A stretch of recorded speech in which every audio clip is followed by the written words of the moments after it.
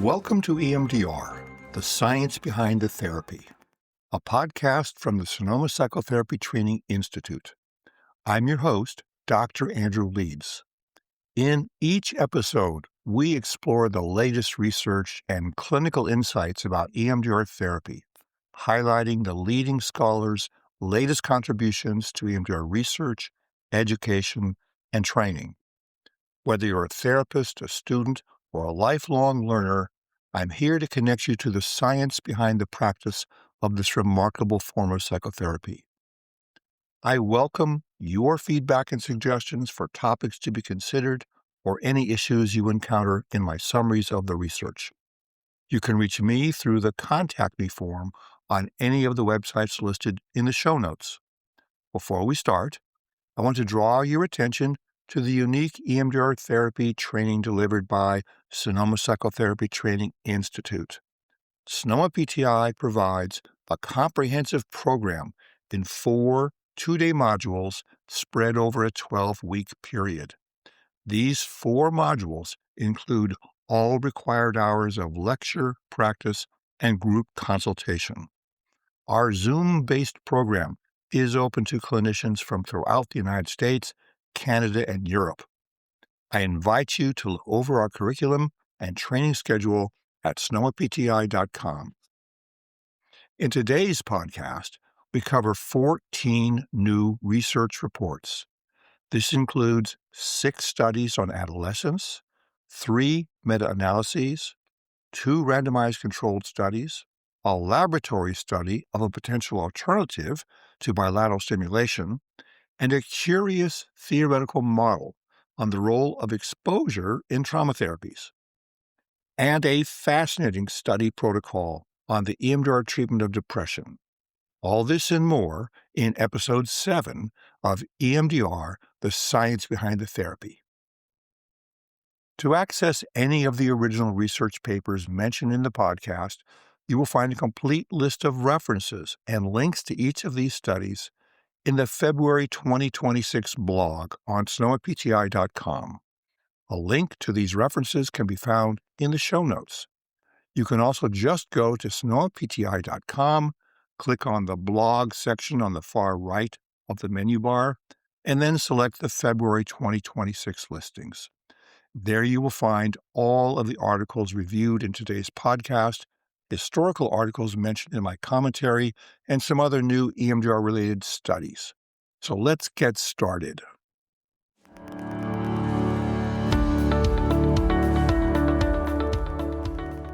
We start today with the first of 6 studies focused on adolescents. This first report was triggered by the shocking and violent death of a schoolmate killed by a peer in southeastern Spain. In the days following the incident, the media disclosed details about how the murder occurred, such as the number of stab wounds, and the condition in which the body was found. In a 2026 paper, Almarcha and co-authors described group EMDR treatment of 11 secondary school students in Spain who met criteria for PTSD after the murder of this classmate. To expedite their treatment, the authors used a quasi-experimental repeated measures design without a control group.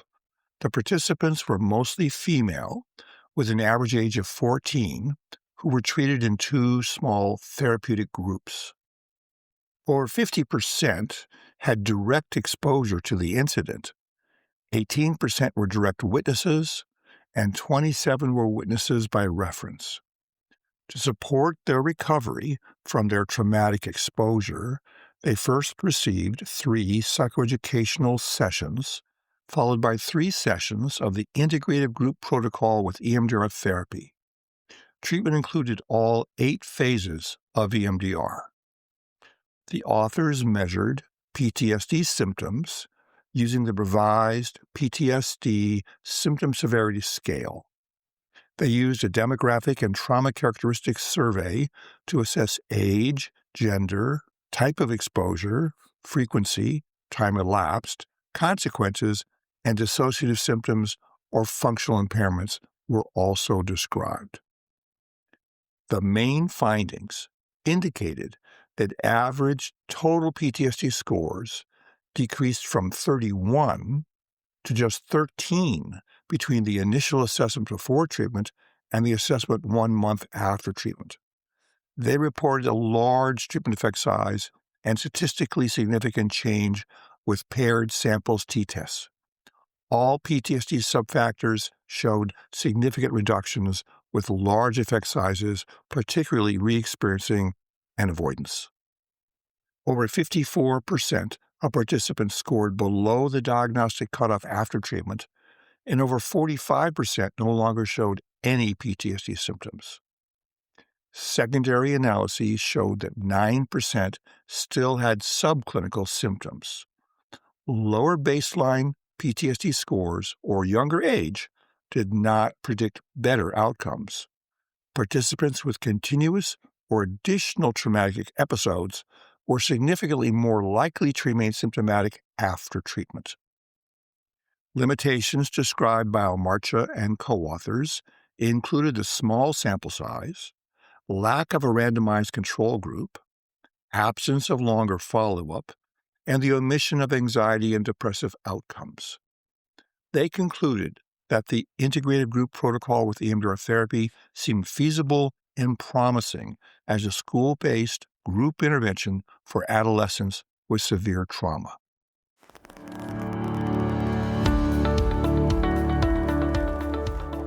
Two earthquakes hit southeastern Turkey on February 6, 2023 at 4:17 a.m. local time, causing massive destruction in the town of Hatay.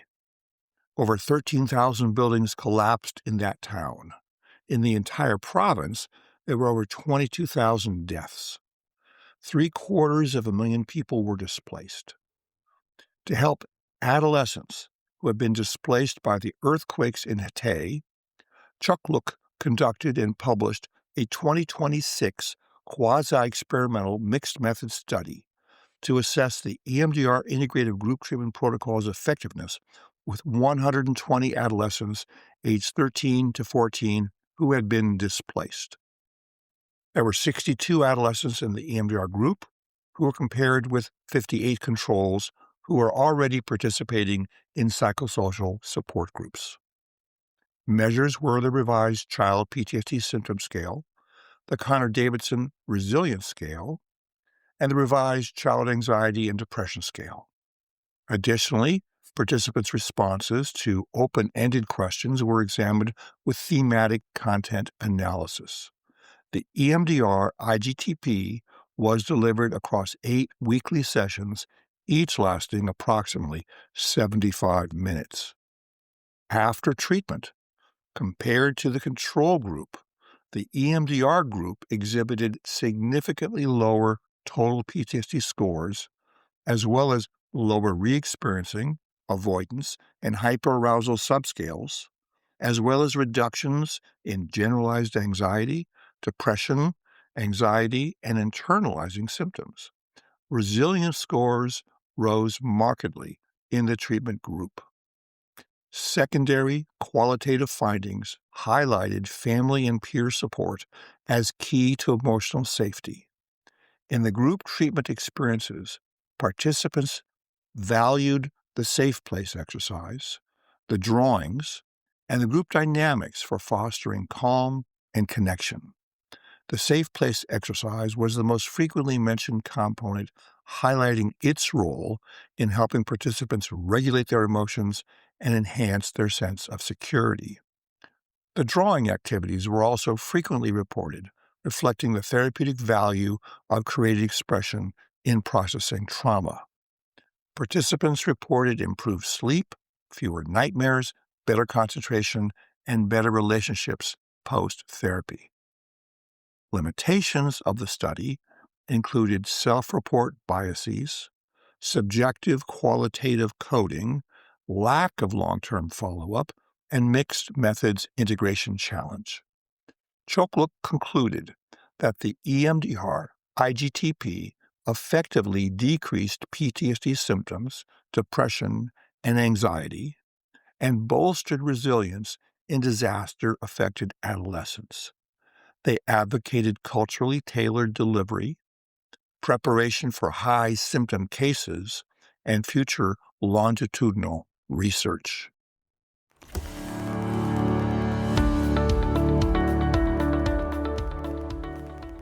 Next, we turn to individual EMDR treatment of adolescents with social anxiety disorder. First, some background. Social anxiety disorder is a debilitating condition characterized by a marked and persistent fear of being humiliated or scrutinized by others. It is the third most common psychiatric disorder, following major depressive disorder and alcohol use disorder. The average age of onset is between 13 to 18 years of age. Adolescents with social anxiety disorder experience significant challenges starting conversations, speaking with peers, participating in group discussions, writing on the board, and engaging in performance-based tasks. When left untreated, social anxiety disorder tends to follow a chronic and impairing course, most often extending into adulthood. Standard treatment of 12 weeks of cognitive behavioral therapy typically produces improvements in 20 to 45% of treated adolescents. In a 2026 report from Turkey, Izmir and co-authors conducted a 12-week EMDR treatment study with 26 adolescents aged 12 to 16 years with social anxiety disorder. After initial psychoeducation, relaxation training, and 2 interviews, participants received the standard 8-phase EMDR protocol with weekly 60 to 90-minute sessions. Participants were diagnosed with a KIDI schedule for affective disorders and schizophrenia for school-aged children. Outcome measures included a series of anxiety measures administered at baseline, at the 4th week, and at the 12th week. Secondary measures included clinical global impressions improvement, clinical global impression severity, and the subjective units of disturbance scale.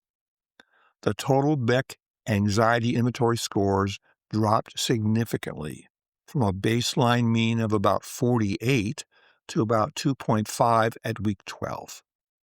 Revised childhood anxiety and depression scale total scores fell from an average of about 61 to about 5. The social anxiety subscale fell from about 20.5 to about 2. Leibowitz social anxiety scale scores declined from 147 to about 49. Subjective units of disturbance scores reduced from an average of 9.3 to 0. After the 4th week, clinical global impressions improvement scores showed 38% complete improvement and 61% much improvement. By the 12th week, all 26 adolescents achieved complete improvement. There were no gender differences in scores. All participants transitioned from severe anxiety to a positive condition. There are several limitations in the study. The authors noted the absence of a control group as the primary limitation, as well as the small sample size from a single treatment center, limiting power, generalizability, and gender analysis. They called for future randomized controlled trials and comparisons with cognitive behavioral therapy. Izmir and co-authors concluded that EMDR effectively reduced social anxiety severity in these adolescents, serving as a promising, tolerable alternative with high adherence, warranting further rigorous validation.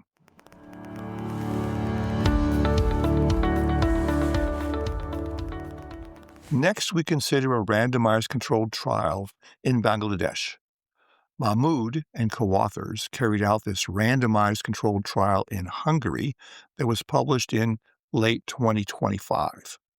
Their goal was to compare treatment of adolescent victims of bullying in Bangladesh with standard EMDR therapy with a variation they describe as attachment-based EMDR therapy. They recruited 50 participants from schools aged 12 to 18 who scored above clinical cutoffs on screening measures, including the OLS bullying questionnaire, the Beck Youth Inventory, the Attachment Styles Classification Questionnaire, and the Children's Revised Impact of Events Scale. Participants received random assignment, stratified by age and sex, to either the experimental or control group, each with 25 individuals. They received 8 to 12 weekly 60-minute individual sessions delivered by trained EMDR practitioners working under supervision. The experimental group followed the standard 8-phase EMDR protocol, augmented with attachment-focused elements such as safe attachment figures, self-compassion exercises, nonviolent communication training, emotional regulation skills, empathy exercises, and relational role play exercises. The control group received standard EMDR therapy. Independent raters, blinded to group assignment, assessed outcomes at baseline, after 5 sessions, post-intervention after 10 sessions, and at a 2-month follow-up.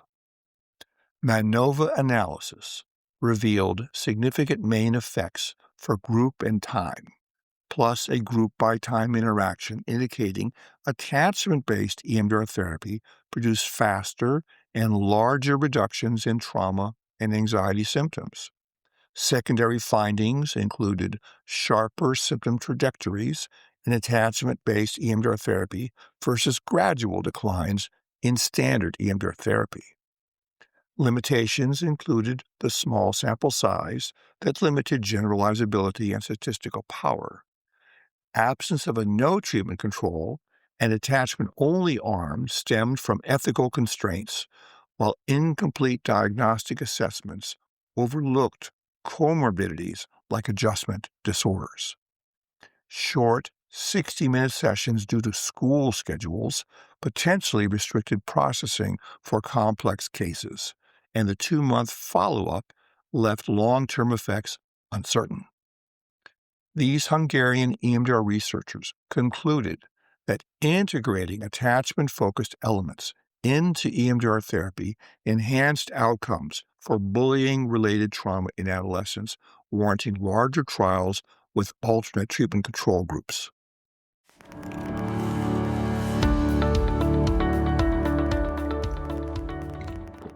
After discussing these clinical studies, we turn next to examine 2 recent review and meta-analyses about the treatment of adolescents. In 2026, Jiang and co-authors in Hong Kong published a systematic review and meta-analysis to evaluate the effectiveness of trauma-focused interventions in reducing externalizing behaviors among traumatized adolescents aged 10 to 19 years. They searched for randomized controlled trials in 8 electronic databases in English-language peer-reviewed journals.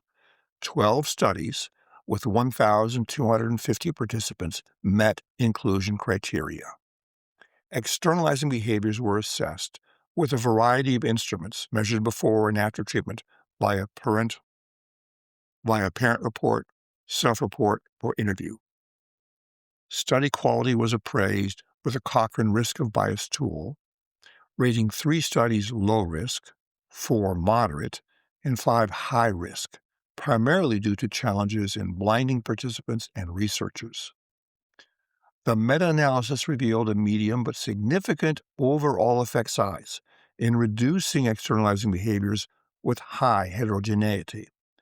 Trauma-focused cognitive behavioral therapy was the most common method studied, followed by narrative exposure therapy, prolonged exposure, EMDR therapy, and cognitive processing therapy. In their discussion, Jiang and co-authors commented on the extensive research that has demonstrated EMDR therapy's efficacy in reducing PTSD symptoms among children and adolescents, with multiple randomized controlled trials showing significant symptom reduction and improved functioning. They highlighted a seminal comparison study by DeRoos and co-authors in 2011 that examined the relative efficacy of EMDR and trauma-focused CBT, which found both interventions to be equally effective in alleviating trauma symptoms. However, EMDR demonstrated the advantage of achieving results comparable to trauma-focused CBT in fewer intervention sessions. Limitations in the findings of this meta-analysis included a geographic bias towards Africa, North America, and Europe, with scant data from Asia and Latin America. Unreported randomization methods introducing potential selection bias, few long-term follow-ups, and an overall small number of studies. They concluded that trauma-focused interventions effectively reduced externalizing behaviors in traumatized adolescents with optimal results from group formats, school settings, longer durations, and older ages.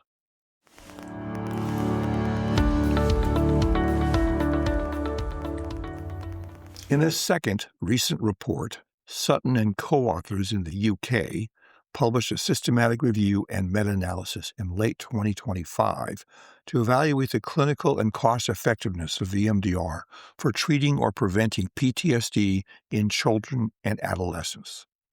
They searched 6 databases in September 2023, plus supplementary sources, identifying randomized controlled trials based on the NICE 2018 PTSD guidelines. They used Cochrane Risk of Bias 2.0 with Bayesian random effects meta-analyses for PTSD symptom changes based on self-report scales like the DSM-5 post-traumatic checklist, Children's Response to Trauma Inventory, and others. 8 randomized controlled trials with 794 participants met inclusion criteria, mostly comparing EMDR to waitlist usual care, with 2 studies comparing EMDR therapy with trauma-focused CBT. They found EMDR therapy significantly reduced PTSD symptoms versus waitlist or usual care or no treatment, with a large effect size across 5 studies, despite substantial heterogeneity. 2 trials showed no significant difference between EMDR and trauma-focused CBT at follow-ups to 12 months. Secondary outcomes indicated EMDR reduced depression and anxiety versus controls with no significant adverse effects or differences in discontinuation rates. Cost-effectiveness was based on a single modeling study in which EMDR ranked 6th out of 10 interventions behind most trauma-focused cognitive behavioral therapy subtypes due to lower remission rates, despite EMDR therapy being found less expensive to deliver. All trials carried high or moderate bias risk from unblinded designs, inadequate allocation concealment, dependence on only self-reports, and selective reporting. There were few studies with active comparators, no within-trial economic analyses, and limited long-term follow-up. The data-restricted searches constrained their evidence. Despite these limitations, Sutton and co-authors concluded that EMDR therapy effectively reduced PTSD symptoms in children and adolescents, especially versus waitlist, usual care, and matched trauma-focused cognitive behavioral therapy for effectiveness, positioning EMDR therapy as a viable alternative. They called for more high-quality randomized controlled trials that should include blinding, clinician-assessed outcomes, active comparisons, and cost-effectiveness data to provide more definitive guidance.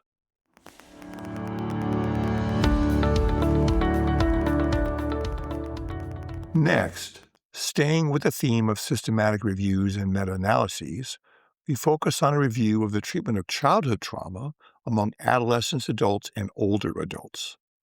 Agelli and co-authors published their findings in the Journal of EMDR Practice and Research in late 2025. They searched 7 databases from 1999 to May 2025 for English-language peer-reviewed randomized controlled trials and quasi-experimental studies on EMDR therapy for individuals aged 13 or older with childhood trauma, defined as physical, sexual, emotional abuse, or neglect before age 18. 12 studies with a total of 852 participants met inclusion criteria, which required any comparison groups, including waitlist, treatment as usual, or other therapies like cognitive behavioral therapy, and with outcome data from validated measures. Risk of bias was assessed with the Cochrane Risk of Bias 2.0 tool, with most studies showing low risk. EMDR therapy yielded large post-treatment effects on trauma symptoms. Benefits were partially maintained at follow-up across 8 studies, with assessments from 2 to 18 months post-intervention. Subgroup analyses revealed large effects for longer treatment duration over 6 weeks. The authors reported significant regional variation in EMDR therapy effectiveness for adults with childhood trauma across 6 regions, with the largest effects in Colombia and notable but diminishing benefits in the USA, while Chile showed modest post-treatment gains, increasing at follow-up. In contrast, Canadian studies yielded non-significant overall effects. China showed no significant difference versus controls, while studies from Italy and Spain produced small, non-significant results.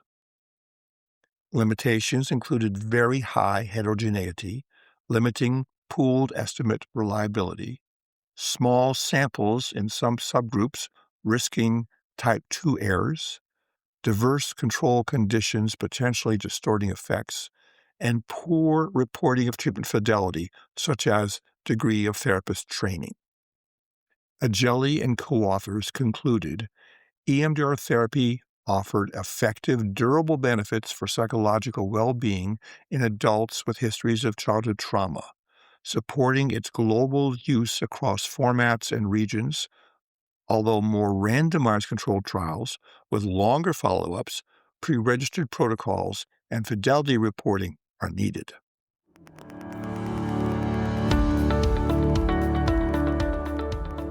Another systematic review was published by Souza and co-authors from Portugal in late 2025.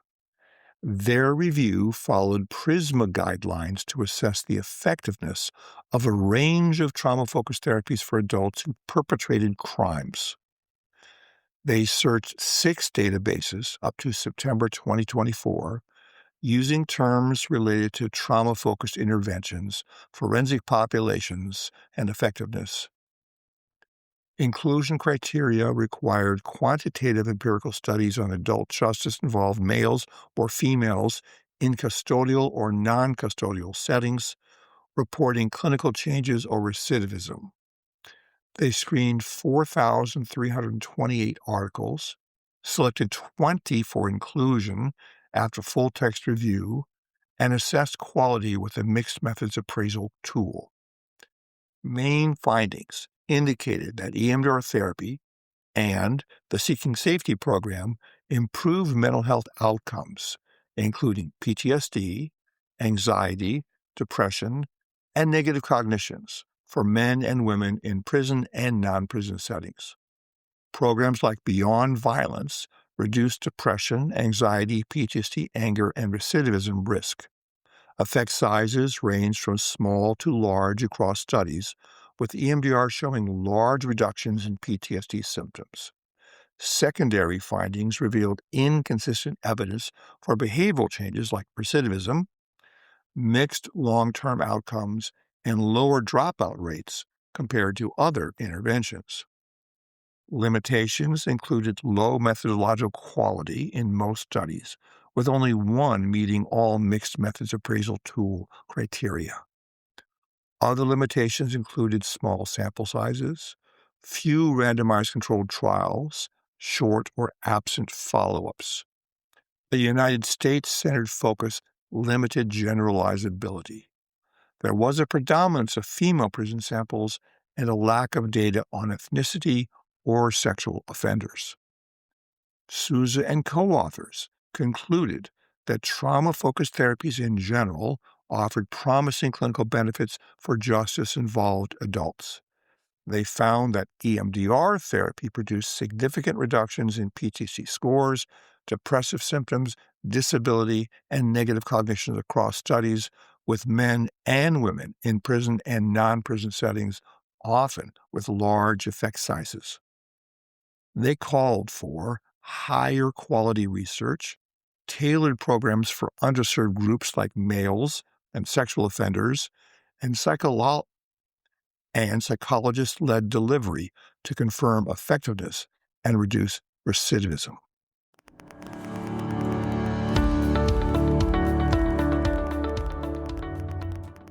Next, we turn to a topic that has been too often neglected in randomized studies: the treatment of co-occurring substance use disorders and post-traumatic stress disorder. In early 2026, Lorte and co-authors published a well-designed, single-blind, 6-arm randomized controlled trial known as the TOPA study, spelled T-O-P-A, with 209 patients diagnosed with co-occurring substance use disorder and PTSD at 2 Dutch addiction treatment centers. Patients were randomized to simultaneous substance use disorder and PTSD treatment, or sequential substance use disorder treatment followed by PTSD treatment, with PTSD therapies consisting of prolonged exposure, EMDR, or imagery rescripting, each delivered in up to 12 sessions of 90 minutes twice weekly using standard protocols by trained therapists. Assessments occurred at baseline, 3-month, 6-month, and 9-month follow-ups, with primary outcomes measured by clinician-administered PTSD scale for DSM-5, and secondary outcomes including treatment completion, alcohol use disorder identification test, drug use disorders identification test, loss of PTSD diagnosis, and full remission. No significant differences emerged in PTSD severity between simultaneous and sequential timing or among prolonged exposure, EMDR, and imagery rescripting at 6-month and 9-month follow-ups. Simultaneous treatment showed superior PTSD reduction at 3-month follow-up and aligned with patient preferences, while imagery rescripting yielded higher PTSD treatment completion rates than either prolonged exposure or EMDR therapy. Substance use disorder outcomes displayed no between-group differences except reduced alcohol problems at 3 months, favoring simultaneous treatment, and PTSD therapy did not worsen substance use disorder results. Limitations included smaller than medium-sized effects. Limitations included smaller than medium-sized effect sizes that evaded detection due to power limitations. Sample sizes prevented examining timing-type interactions. COVID-19 prompted video delivery, potentially influencing outcomes. And formal clinician-administered PTSD scale for DSM-5 fidelity checks were absent despite training. Heterogeneity in substance use disorder treatment intensity, ranging from weekly outpatient sessions to intensive daily inpatient programs incorporating cognitive behavioral therapy, acceptance and commitment therapy, or 12-step models, mirrored the variability of everyday clinical practice at the 2 Dutch addiction centers, enhancing the study's external validity and real-world applicability.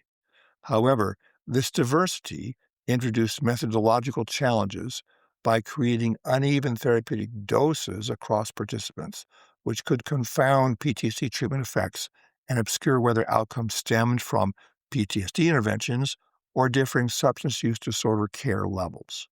The use of stratification during randomization by treatment intensity and location effectively balanced these factors across simultaneous and sequential arms, minimizing allocation bias and bolstering the reliability of between-group comparisons. The authors concluded that EMDR therapy and imagery rescripting served as effective alternatives to prolonged exposure for co-occurring cases. Both simultaneous and sequential approaches prove viable without requiring substance use disorder remission first. They recommended shared decision-making on timing and type of treatments considering both dropout history and patient preferences.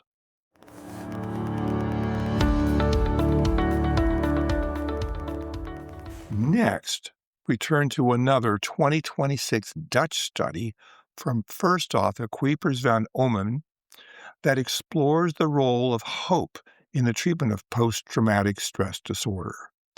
The authors discuss that a heightened sense of hope is linked to a greater sense of well-being, increased life satisfaction, enhanced personal recovery, and a stronger sense of purpose. The presence of hope is associated with fewer physical and psychological problems, including PTSD-related symptoms, while hopelessness is associated with increased depression, anxiety, avoidance behaviors, and elevated PTSD symptoms. They reviewed studies that highlighted how the restoration of hope and meaning in life is vital for clinical improvement and greater resilience. To study the role of hope in the treatment of PTSD, Kuipers van Ommen and co-authors conducted a longitudinal observational study with 339 participants diagnosed with PTSD. Participants were primarily female, 83%, with a mean age of 38.6 years, who underwent an intensive trauma-focused treatment program over 2 weeks at Sitrek in the Netherlands. Participants received 8 sessions of prolonged exposure, 8 sessions of EMDR therapy, psychoeducation, and physical activities delivered face-to-face, online, or blended. Assessments occurred pre-treatment, mid-treatment after 4 days, and post-treatment 1 week later, using the PTSD checklist for DSM-5 for PTSD symptoms, the Hope Hearth Index for hope levels, and the Post-Traumatic Growth Inventory for post-traumatic growth, the clinician-administered PTSD scale for DSM-5 confirmed diagnoses pre-treatment.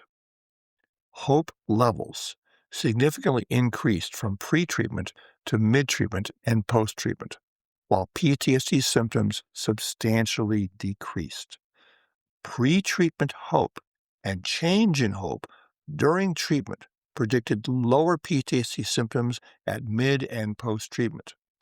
Kuipers van Ommen and co-authors noted several limitations. The uncontrolled design lacked a waitlist comparison, precluding insights into natural hope changes during waiting periods.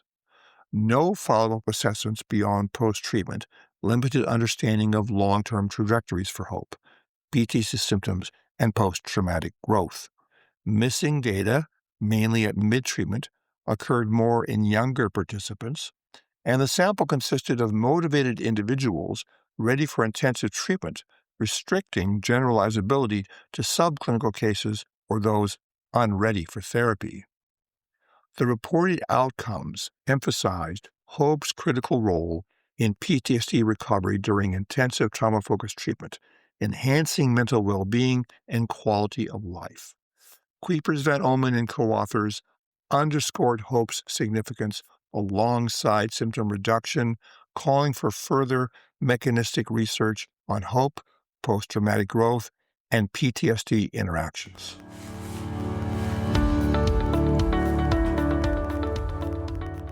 Despite substantial scientific evidence supporting the safety and efficacy of treatments for PTSD that involve confronting traumatic memories, some clinicians choose not to provide these treatments.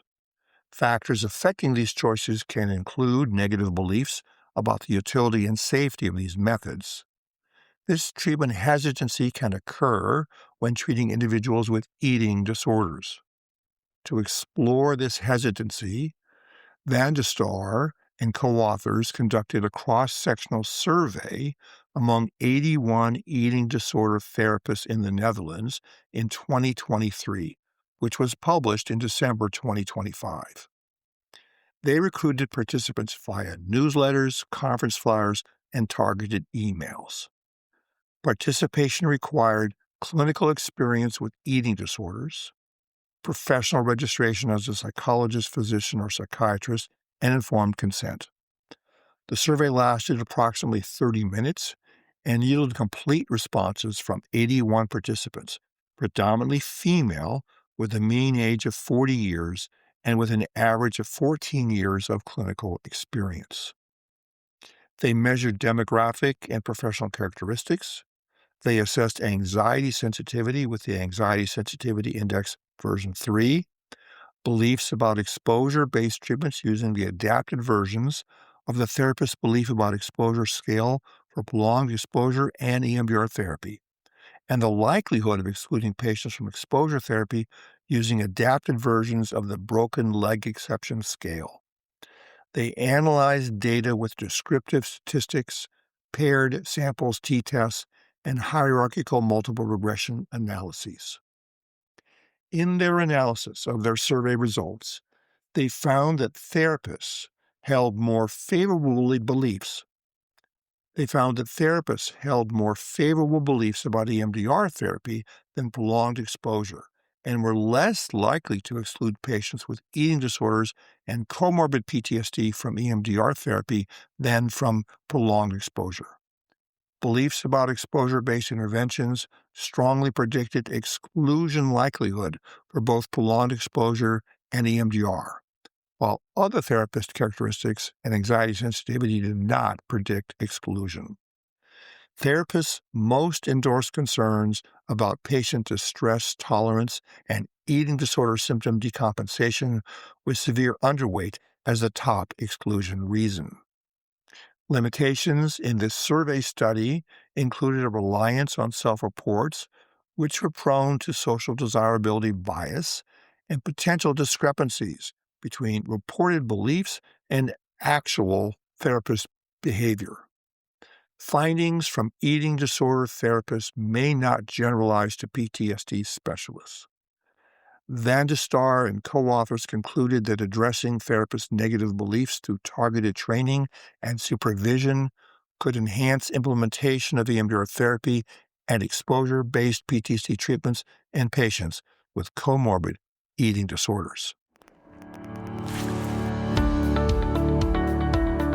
One of the persistent questions about EMDR therapy is about its mechanism of action. Is it about eye movements or some other shift in attentional processes? These questions have led to a variety of laboratory studies with healthy participants to investigate alternatives to the standard bilateral eye movements most often used in EMDR therapy. Picardi and co-authors based in Rome, Italy, carried out a randomized controlled trial with 50 healthy participants aged 18 to 39 years who were randomly assigned to two groups of 25 each. One group received standard EMDR therapy with bilateral eye movements, and the other group experienced the Posner paradigm, which involved voluntary visual-spatial attentional shifts without eye movements. Their goal was to explore whether voluntary attentional tasks without eye movements could be as effective as the typical bilateral eye movements used in EMDR therapy. The Posner paradigm, as implemented by these researchers, involved a computerized voluntary attention task where participants maintained central fixation on the image of a cross displayed on a computer screen in between two adjacent boxes 7.5 degrees apart. This was followed by a 90 millisecond, 80% predictive yellow arrow cue directing covert attentional shifts to the left or right box without eye movements, and a 100 millisecond white dot target prompting participants to press a button or to withhold pressing on catch trials. These non-clinical, healthy participants were asked to recall a distressing memory with subjective units of disturbance scores between 7 and 10, selected from a list of 10 memories obtained from initial questionnaires. Exclusion criteria included psychiatric medication use, substance abuse, prior psychotherapy treatment, neurological conditions, and short-term memory difficulties assessed with the working memory questionnaire. The experimental interventions generally followed standard EMDR procedures over 3 45-minute sessions within 7 days. The first session assessed history, installed a safe place, and assessed the selected memory using the validity of the positive cognition scale, specific emotions, the subjective units of disturbance scale, and body location of disturbance. The second session focused on the desensitization phase with 25 to 35 sets of bilateral stimulation, or equivalent Posner blocks of 35 seconds each containing 15 trials.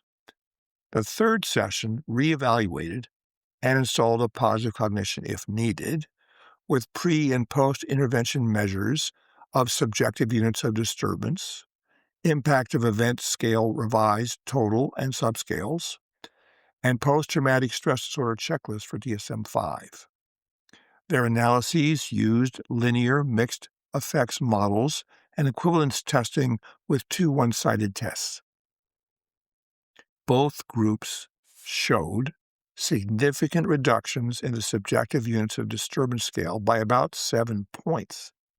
The reductions in both groups in the impact of event scale revised total by 29 points across re-experiencing hyperarousal and avoidance subscales, and post-traumatic stress disorder checklist for DSM-5 reduced by 23 points, with no group differences and statistical equivalence confirmed for all measures.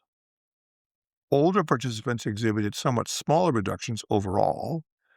Age interacted with group on some scales, but sex showed no such effects.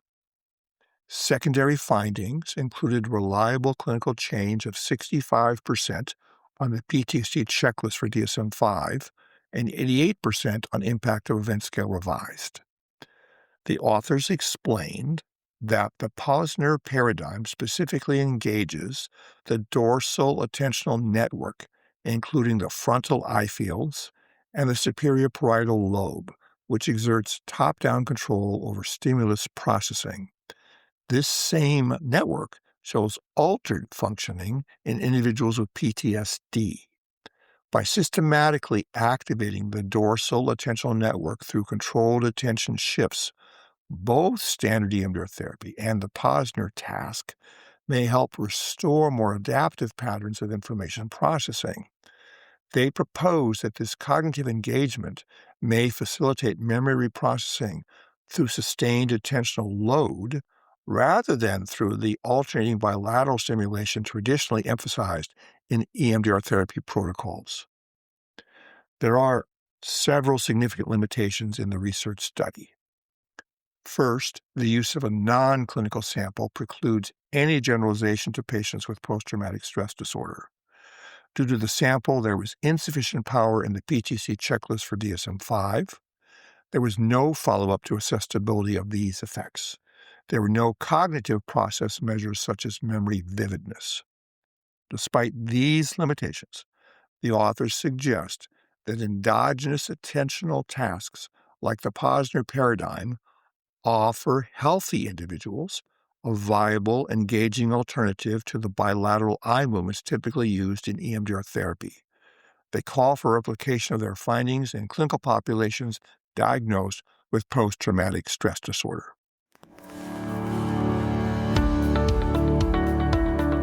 Despite EMDR therapy's brief and interrupted periods of focus on traumatic memories compared to trauma-focused CBT methods, such as prolonged exposure therapy, EMDR therapy has often been considered in the context of prolonged exposure therapies. This next paper proposes a theoretical model to quantify the role of exposure in trauma-focused therapies for post-traumatic stress disorder. Rubenstein and co-author published the exposure continuum model in late 2025 as a theoretical framework to classify exposure techniques in trauma-centered psychotherapies for PTSD. They reviewed clinical, cognitive, and neurobiological mechanisms of exposure therapy, including extinction learning, inhibitory learning, reconsolidation, and implicit versus explicit processing. 3 expert clinical psychologists independently rated multiple therapies on 2 dimensions. The first dimension is closeness, measured on a 1 to 10 scale for implicit to explicit exposure. The second dimension is standardized cumulative dose, which is calculated as repetition plus duration divided by 10, which also yields a rating from 1 to 10. Ratings remained blinded, with no manuals provided to position therapies like prolonged exposure, EMDR therapy, cognitive processing therapy and others on a graphical continuum. To repeat for clarity, the author's categorization of therapies within the exposure continuum model was conducted not by a broad sample of experts, but by just 3 of this paper's authors. Each author independently rated the exposure component of roughly 11 psychotherapies. These 3 experts were provided with no treatment manuals, only with the definitions of the exposure continuum model and its dimensions. Each of these 3 psychologists rated each therapy based on their professional experience and familiarity with its clinical application. They were asked to rate evidence-based treatments for PTSD, as well as modalities widely used in clinical practice but less extensively researched. Their main findings suggested that evidence-based therapies, such as prolonged exposure, scored high on both dimensions due to direct imaginal or in vivo exposure with high repetition and long duration. EMDR therapy and written exposure therapy fell in moderate to high ranges, while somatic experiencing and flash technique scored low on closeness and dose. Secondary findings highlighted therapy-specific mechanisms. Prolonged exposure emphasized extinction via repeated narratives. EMDR used bilateral stimulation for reconsolidation without detailed recounting. Cognitive processing therapy targeted stuck points indirectly. The exposure continuum model integrated a variety of trauma-focused methods such as virtual reality exposure therapy and trauma-informed approaches such as interpersonal psychotherapy, art therapy, yielding a spectrum from high-intensity explicit to low-dose implicit exposure. Limitations of their exposure continuum model included failure to fully capture therapy flexibility or gradual progression, such as a variety of adjustments during EMDR therapy. Their model ignored between-session exposure, as in interpersonal psychotherapy, and relied on initial ratings by only 3 experts without broader empirical validation or large sample data leading to significant risk of bias.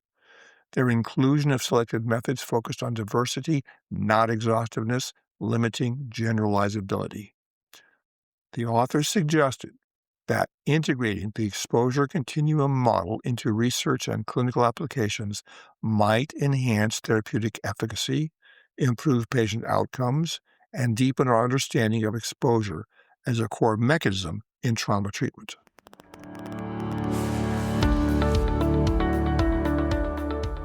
A growing number of research reports in recent years have found that EMDR therapy is an effective treatment for depressive symptoms and for severe major depressive disorder. These positive findings were recently reviewed in a meta-analysis by Seok and Kim in 2024. Now, Cotardo and co-authors have published a study protocol with their plans for a prospective observational study of treating depression in real-world settings.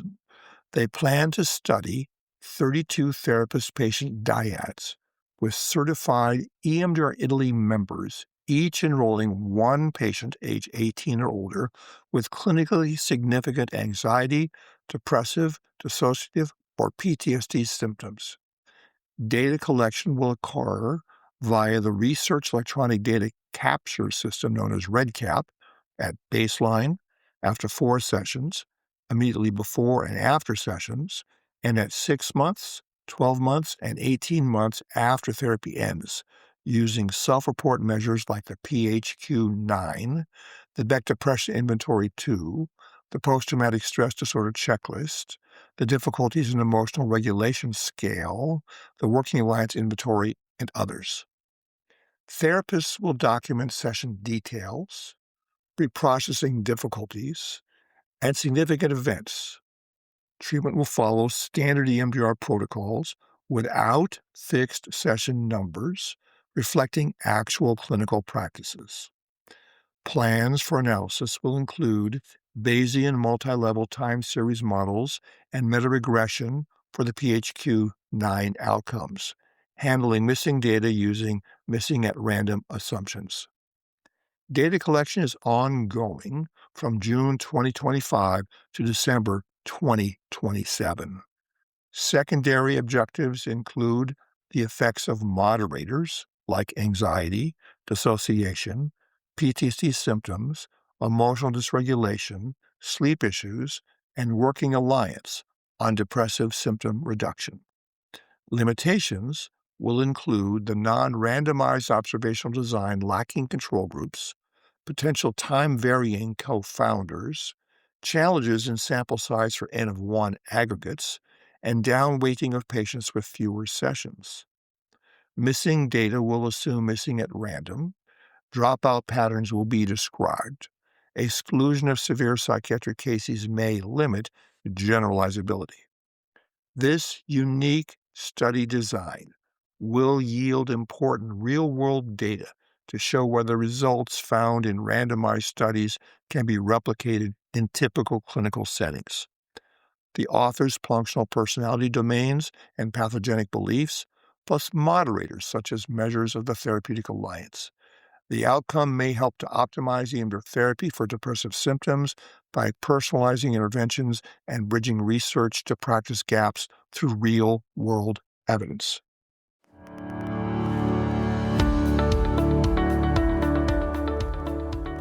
Well, that's it for today's episode of EMDR, the Science Behind the Therapy from Sonoma Psychotherapy Training Institute. We hope this podcast helps deepen your understanding of the clinical science behind EMDR therapy. All the articles covered in this 7th episode of the podcast can be found at sonomapti.com/blog in the February 2026 listings.